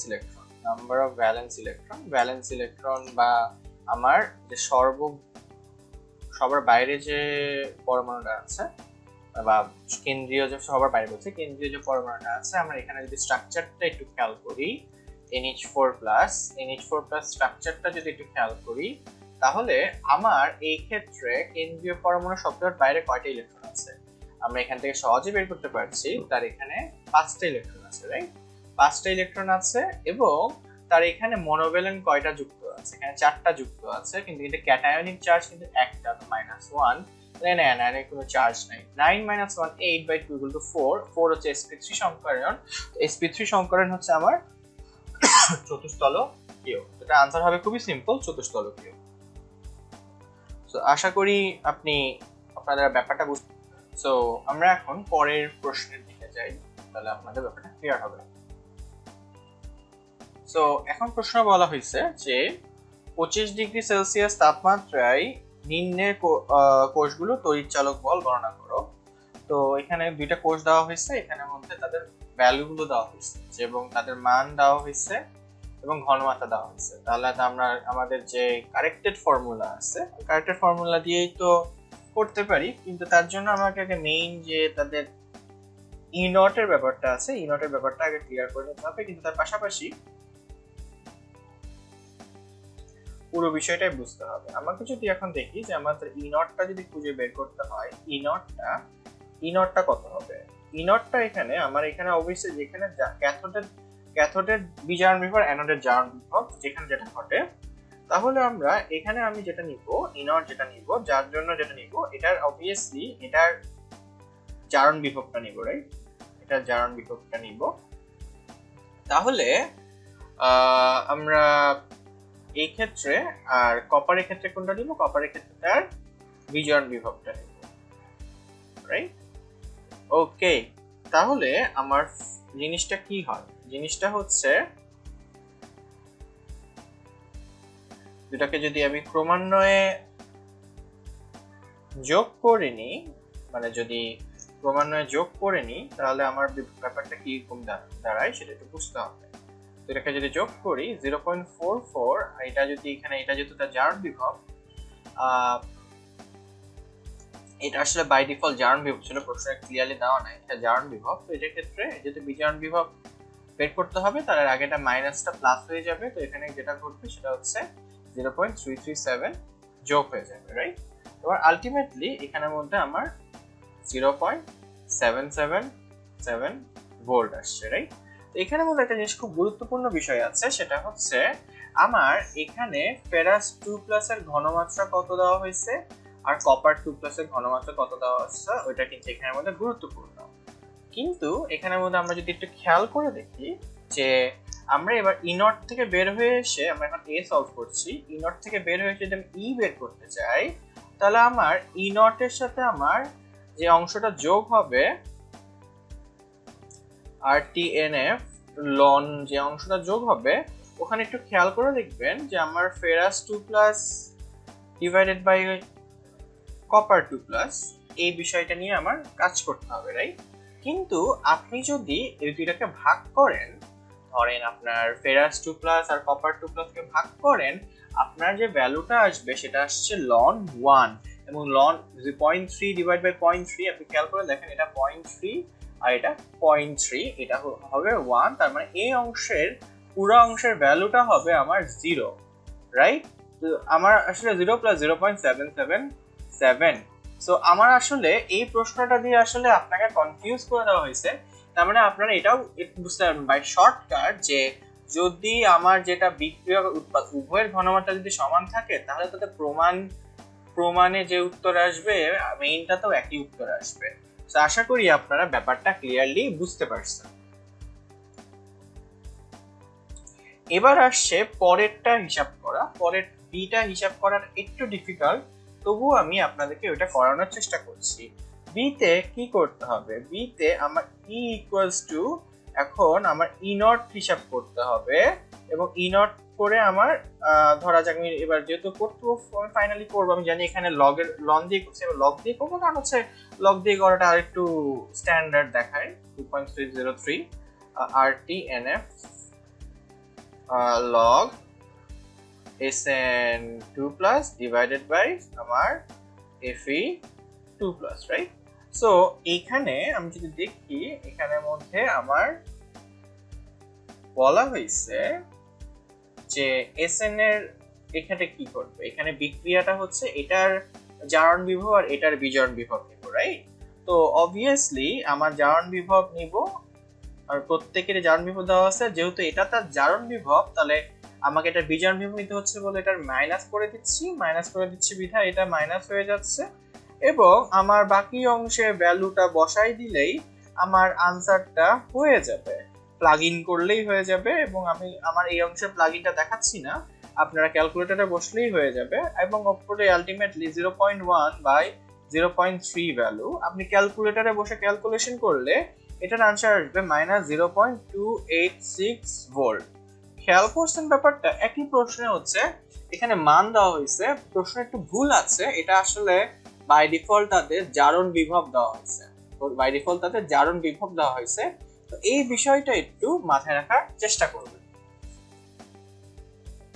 এরপরে আমরা এই প্রবলেমটা সলভ করা ট্রাই করি, তাহলে হচ্ছে আমরা ব্যাপারটা নিয়ে আস্তে আস্তে আমাদের কনফিউশন বা ঝামেলাটা ক্লিয়ার হয়ে যাবে। এবার আমাকে মুক্ত শক্তির পরিবর্তন সহ লিখতে বলছে, তো আমার প্রথমে হচ্ছে আমার এই ক্ষেত্রে কর ক্ষেত্রে কি হবে, এবং এখানের মধ্যে আমার অ্যানোড আর ক্যাথোডের বিক্রিয়া যদি চিন্তা করি, আচ্ছা থাকে আমি ক বাদ দিই, অ্যানোড আর ক্যাথোড নিয়ে চিন্তা করি, অ্যানোডে ঘটবে জারণ, ক্যাথোডে ঘটবে বিজারণ, এটা হচ্ছে আমার বাই ডিফল্ট নেচার, রাইট? তো এখন অ্যানোডে কি ঘটবে? অ্যানোডে ঘটবে আমার জারণ, যেখানের মধ্যে বিক্রিয়াটা হবে দেখতে এরকম। ক্যাথোডে কি ঘটবে? ক্যাথোডে ঘটবে আমার বিজারণ, যেখানে বিক্রিয়াটা দেখতে হবে এরকম, রাইট? ওকে, এখন উৎপাদ আমরা এখন যদি এখানের মধ্যে করে ফেলি ব্যাপারটা, তাহলে আমরা যদি এখানে তার বের করতে চাই, নির্দিষ্ট তাপমাত্রায় যদি তার এটা বের করতে চাই, তাহলে আমি এটাকে এভাবে বসাতে থাকি, E0 - 2.303 RT NF এবং log সিলভার প্লাস। কথা হচ্ছে কোথায় বিক্রিয়ক কোথায় উৎপাদ, এটা একটা বিষয় ব্যাপার আছে। এইটা হচ্ছে আমার উৎপাদ, রাইট, এবং এটা হচ্ছে আমার বিক্রিয়ক, কিন্তু আমার যেগুলো 1 আছে ওগুলোকে আমি ধরবো না, রাইট? তো যেহেতু আমার বিক্রিয়ক এবং উৎপাদ উভয় সাইডে সিলভার প্লাস আছে, এই বিষয়টা গুরুত্বপূর্ণ। কিন্তু এই সিলভার প্লাসের ঘনমাত্রা কত? এটা হচ্ছে আমার প্রথমটা হচ্ছে আমার অ্যানোড, তাহলে এই সিলভার প্লাসের ঘনমাত্রা হচ্ছে 0.3 মোলার। এবার আসতেছে আরেকটা প্রবলেম, এই পার্টটা হচ্ছে আমার ক্যাথোড, এই অংশের ঘনমাত্রা হচ্ছে আমার 0.5 মোলার। তাহলে আপনি যদি প্লাগ ইন করে এখানে যদি আপনি এখানে যে ভ্যালুটা বসাবেন, এখানে বসাবেন 0.3 এবং এখানে বসাবেন 0.5, আপনি প্লাগ ইন করে এটাকে যদি ভ্যালুগুলো ঠিক মতো বসাই দেন, আমি আবারও ক্লিয়ার করে দিচ্ছি কোনটার ভ্যালু কত, আর হচ্ছে 8.314 জুল পার মোল পার কেলভিন। আবার আপনার n হচ্ছে কত? এখানে n হচ্ছে অবভিয়াসলি 1, কারণ এখানে স্থানান্তরিত ইলেকট্রন সংখ্যা হচ্ছে 1, n হচ্ছে আমার 1 বা 1, আরো স্পষ্ট করে লিখলাম। এবং এখানে আরেকটা জিনিস ঘটছে, এখানে আমার ফ্যারাডের মান কত? ফ্যারাডের মানটা হচ্ছে 96500। তাহলে আমি যদি এখানে বসাই দেই, প্লাগ ইন করি, E0 এর মান কত আসবে? E0 এর মান অবভিয়াসলি 0 আসবে, কারণ যেটাকে যোগ করলে আমার আলটিমেটলি একই জিনিস হচ্ছে, একই বিক্রিয়া হচ্ছে, তাহলে আলটিমেটলি E0 টা 0 আসবে, কারণ এখানে একই জিনিসের বিক্রিয়া হচ্ছে, কিন্তু জাস্ট তাপমাত্রার পার্থক্য। এবং প্লাগ ইন করলে ভ্যালুগুলো, প্লাগ ইনটা আমি করে দিচ্ছি, 2.303, আর এর ভ্যালু হচ্ছে 8.314, এরপর যেটা হচ্ছে আমার 310, এবং নিচে হচ্ছে আমার n এবং 96500 এবং log 0.3 ডিভাইড বাই 0.5, এবং আলটিমেটলি আপনি এখান থেকে একটা আনসার পাবেন, যেটা হচ্ছে 0.01364 ভোল্ট, রাইট? সো এটা হচ্ছে আমার এটা, এবং এটা হচ্ছে প্রথম আনসার, এটা একটা আনসার। সেকেন্ড আনসারটা যদি বের করতে চান, তাহলে মুক্ত শক্তির পরিবর্তন, যদি ফ্রি এনার্জি বের করতে চান, মুক্ত শক্তির পরিবর্তন বা ফ্রি এনার্জি, যেটা একটা আমি অন্য কালে দিয়ে দেখাই, তাহলে আপনাদের জন্য সুবিধা হয়। কালারটা চেঞ্জ করে দেখাচ্ছি।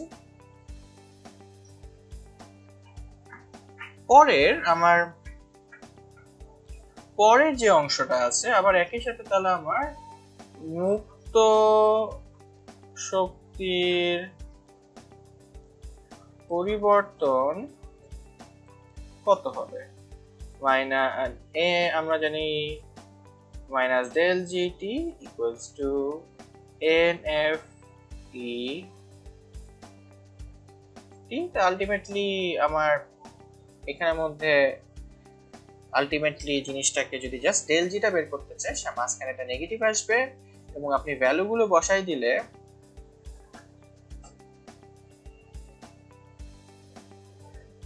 -1 into 96500 into 0.01364 এবং আলটিমেটলি আনসার আসছে -1316.26 জুল।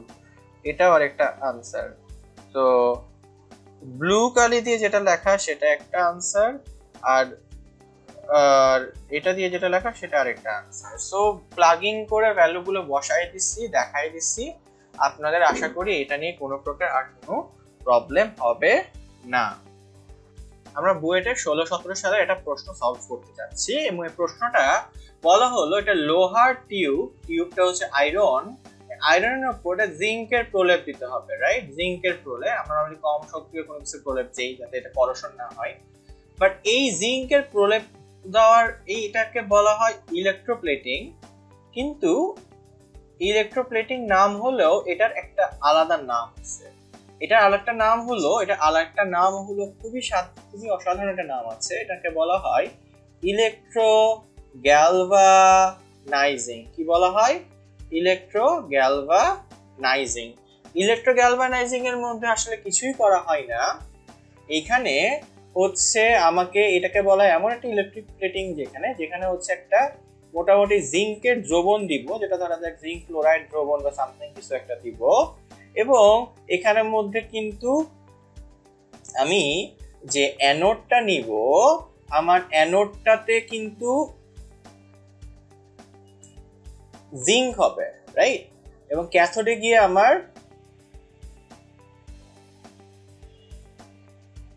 ক্যাথোডে গিয়ে জমা হবে। মানে আমার এখানে জিঙ্কের আয়ন সাপ্লাই দিবে জিঙ্ক দণ্ডটা। তাহলে এখন আমাকে যদি প্রশ্ন করেন যে এখানের মধ্যে আসলে কোথা থেকে কি হচ্ছে, তাহলে আপনারা এই ইলেকট্রোগ্যালভানাইজিং নিয়ে যে পড়াশোনা করছেন ওটা নিয়ে মাথা খাটালেই বুঝতে পারবেন, যেহেতু ক্যাথোডে জমা হচ্ছে।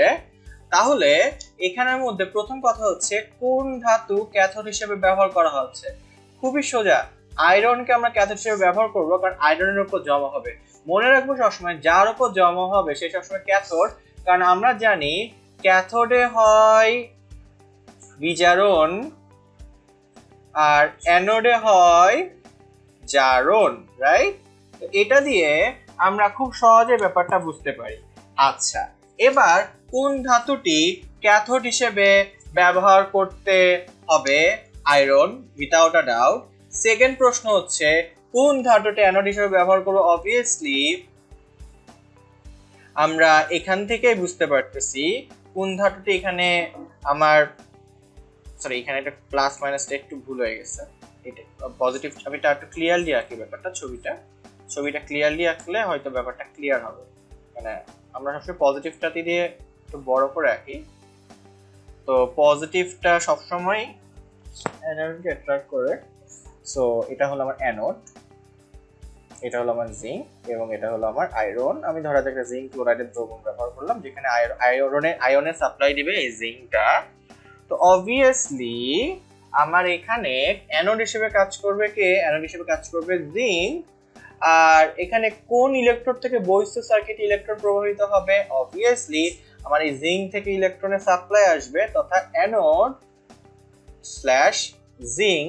এবং ডি প্রশ্ন হলো তাহলে অ্যানোডে কি হবে? অ্যানোডে জারণ বিক্রিয়া হবে, অ্যানোডে হবে জিঙ্ক 2+ আর 2 ইলেকট্রন। আর ক্যাথোডে কি হবে? ক্যাথোডেটাও খুবই সিম্পল, ক্যাথোডে বিজারণ ঘটবে এবং ওখানে তৈরি হবে জিঙ্ক। তো আপনাদের বেসিকটা ক্লিয়ার থাকলে কিন্তু আপনি সহজে এই ধরনের প্রবলেম সলভ করে ফেলতে পারবেন। তো আপনাদের আসলে একটু মাথা খাটালে, ইন্টারের বেসিকটা মাথায় রাখলেই আপনারা খুব সহজে প্রবলেমগুলো সলভ করে ফেলতে পারবেন। আমরা বইয়ের 16-17 সালের আরেকটা প্রশ্ন সলভ করার চেষ্টা করি। এটা আমি কিভাবে সলভ করব? এখন খুবই সিম্পল ব্যাপার হচ্ছে, এখানে আমরা প্রথমে তাদের ই নট নিয়ে চিন্তা করি। ই নট দেওয়া আছে, সো ই নট নিয়ে চিন্তা করি। ই নট হচ্ছে এখানে, এটা হলো তার, এটা কি, এটা হলো তার বিজারণ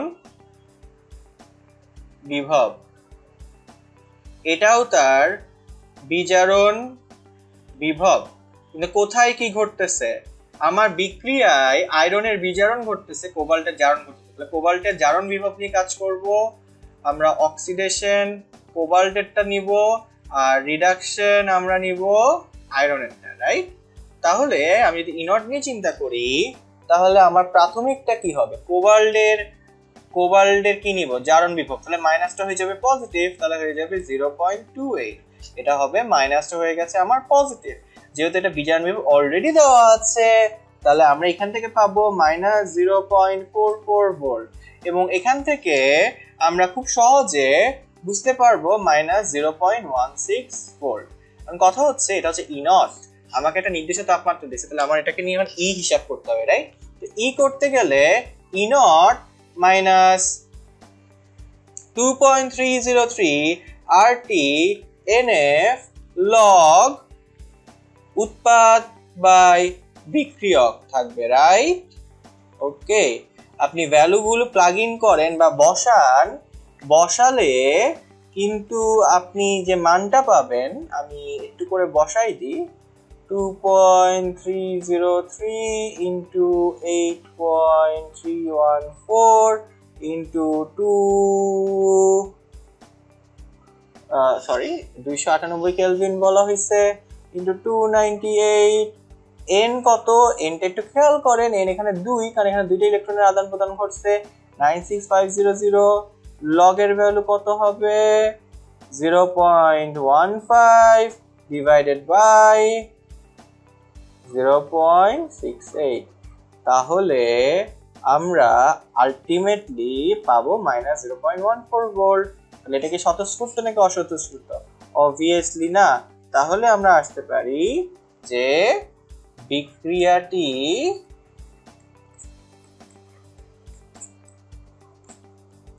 স্বতঃস্ফূর্ত নয়। সো আমাদের প্রবলেমটা সলভ হয়ে গেল। সো এখন পর্যন্ত আমাদের এটাই ছিল প্রবলেম সলভিং সলিউশন ক্লাস শেষ। আপনাদের আশা করি আপনাদের জার্নিটা ভালো ছিল। আমি দেখাতে চেয়েছি যে একই ধরনের প্রবলেম ঘুরে ফিরে বিভিন্ন জায়গায় আসে, বিভিন্ন টপিক থেকে আসে, আমরা যা পড়াইছি তার থেকেই ঘুরে ফিরে আসে। আপনারা যদি ন্যূনতম এই প্রিপারেশন নিয়ে পরীক্ষা দেন, তাহলে আশা করা যায় যে আপনারা মোটামুটি একটা কিছু আনতে পারবেন বা একটা ভালো রেজাল্ট আনতে পারবেন। বা যদি আপনি কোথাও ভালো জায়গায় চান্স পেতে চান, মোটামুটি ভাবে হোক বা ভালোভাবে হোক, আপনাকে সহজ প্রশ্ন তো পারতে হবে, কঠিন প্রশ্নগুলো একটু টেকনিক্যালি চেষ্টা করলে পারতে হবে।